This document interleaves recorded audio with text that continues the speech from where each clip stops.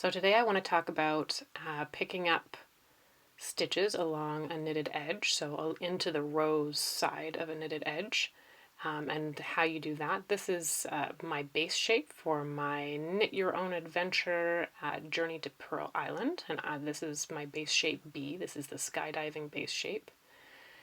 And I'm just going to start as close to this tip as I can, and this is on the long increase edge. So once we get through this garter tab, it's actually all knit stitches along the edge except for the garter rows. And I'm using my color number 3 actually to do this. I've decided to insert a little contrast. So this isn't my second color that I'm going to knit the rest with, but I'm using color 3. So I've just put my left hand needle in to pick up the stitch, and then I go in and knit the stitch, pull the yarn through with the right hand needle. And I'm doing this in a ratio of 3 picked up stitches to every 4 rows. So I am knitting a stitch through every stitch, and you can see there that I'm trying to pick up the whole of the edge stitch, so like both sides of the V. And I'm doing that 3 times, and then I'm going to skip that next stitch. So you kind of go in through the holes in between those stitches, and one of the holes I'm just going to skip that one and go to the next one. Get my needle out of the way there. And so you're going to see as I progress that you know you have the right ratio to this when you start to see your picked up stitches kind of arranging themselves along the needle in little groups of 3. I've got 3 and 2 there.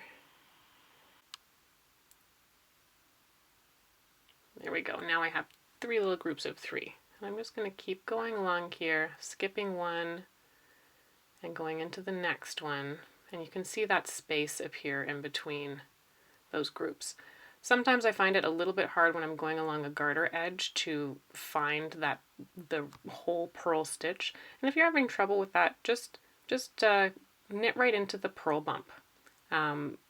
It's going to give you a neat edge after all, and there's another little purl bump I'm knitting into, and that's okay. Really, if you can't see it at 30 yards, no one's going to notice if you ad-lib this a little bit. So now I'm getting into the straight knitted edge here, and it becomes a little bit easier to see those knit stitches, and you can see that I'm putting my needle behind both of those V's along the edge there. And another way to think about it is you've got this little row of holes in between those stitches, and you can kind of see in there little ladders, and you're just going in between the ladder rungs, between that first stitch of the row and the second stitch. And every once in a while you skip a ladder rung, and that's all there is to it really. This is the 3 into 4 is a standard ratio because your knit stitches are a little bit wider than they are tall. So when you're picking up along a knitted edge like this, where you're picking up into the row side, you need to skip every 4th one, just so that those knit stitches have a little bit more room to breathe. If you were knitting into every single one of them, they would squish up against each other, and you get kind of a rippling that isn't super desirable. Well, depending on what effect you're going for. If you want a ruffled edge, then by all means you can knit into every one. But for my purposes, I want it to be nice and flat, so I'm going to skip that 4th row. Here, I'm going to zoom in here just to see if I can give you a better look at what's going on here. So here we are closer up, and you can see more clearly that I'm getting that whole edge stitch onto the left-hand needle before I knit the stitch. And sometimes, and because remember we have these increases at the side here, so these edge stitches are also shifting over a little bit as we go. We have to make sure that we're not getting 2 instead of just 1. And there we go into my next little ladder space there. I hope this is getting clear. 3, and then I'm going to skip the next one.